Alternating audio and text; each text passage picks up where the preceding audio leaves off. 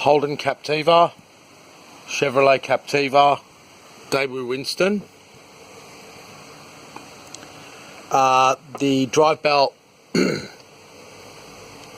it's the typical, very simple design, like the Astra, but so much can go wrong. So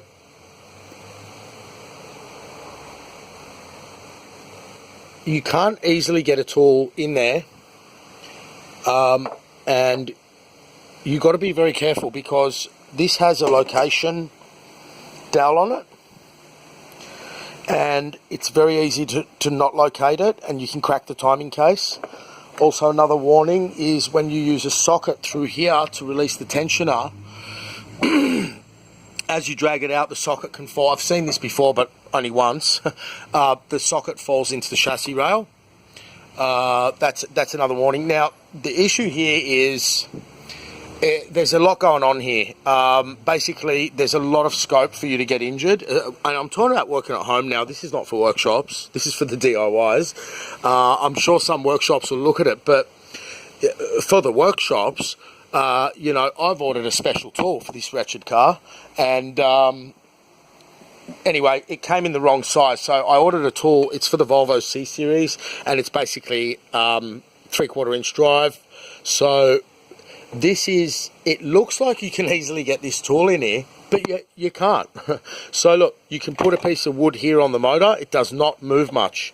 The engine is now jacked up well over what I would normally jack, as in pressure. I've jacked it up as high as I can within reason of the sump being destroyed. So for those people at home, you want to be really careful here, because the issue is if anything moves and your hands are there, you're fucked, right? Secondly, you've got this location down there in the center of the new tension of that bolt. You've got the issue where it's very easy to mislocate it. So much can go wrong here. Now, that's the belt routing. These tensioners don't last 50 or 60,000 Ks on the petrols.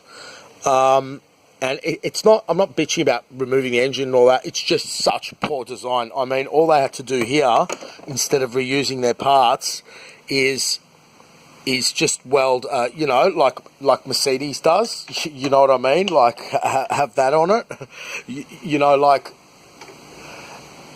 it's just, it's not, I'm not saying they design cars for do-it-yourselves, but I can only imagine what goes on in Holden when there's an apprentice scared to ask, okay? And you wouldn't give this job to an apprentice anyway, as in there's so much room for injury on this job.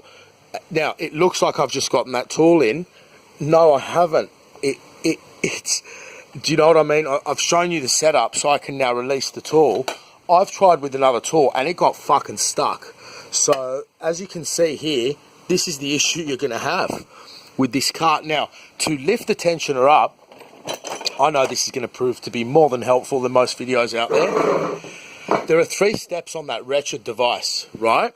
So what you do, you use something like this to lift the shorter one, to lift the first step up. Then get the bigger one and put it under the 3rd step. Now, how am I going to video this and do it? As you lift the 3rd step up, there you go. But so much can go wrong. As you can see, the front of that face started coming apart, and I cannot tell you enough, this is the only way to do this job. If you've not got the tool, which I'm looking for that I ordered, I previously made a video and now I've modified the video to allow this final step. But I mean, if you're going to go in with something like this, it looks like a smart idea, you are going to fuck your life, because you do not want a pivoting head there. Okay? So the clearance is less than that. So, yeah. Now, I'm just going to have a quick look. Bear with me. Found it.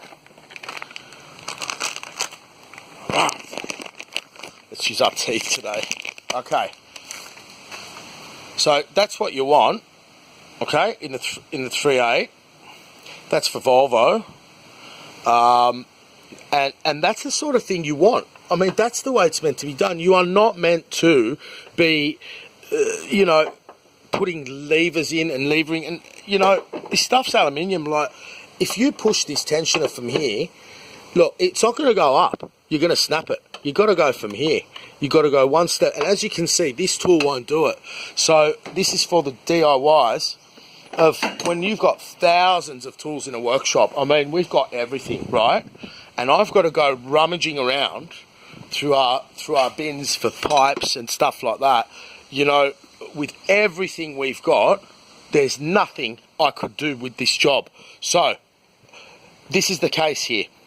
When you do the job DIY, number one, cut the belt. Now, I could cut the belt 2 days ago, but that's not how I roll. I need to be able to do it properly. As a professional, that's just a shortcut, and I don't take shortcuts. Number one, DIYs, cut the belt. Number two, don't drop your socket in the chassis rail. Number three, this should not be undone by power, but by hand. Initially, there's a hell of a lot of Loctite in there, and I know very well when there's enough of it, you're going to pull the thread out of the timing and fucking commit suicide. And that's exactly what you'll be committing, because there's no way to get that without then releasing the engine and hanging it up for the engineers or whoever's going to fix it. Now, another option is you can take this mount off. It's not going to give you much. This is for the people with no tools at all, which shouldn't be doing it at all, but it's not going to give you much to pull this bracket off. It's a waste of time, right? Now, you've got the issue is here that I'm going to show you with the longer lever. So with the longer lever, okay, so it's because the belt's installed. Now, if that belt's not on there, you use the shorter lever to lift the first step up, get the longer lever, as you can see here, under the third step, and lift it up. So I'm repeating that process again. This is the core part.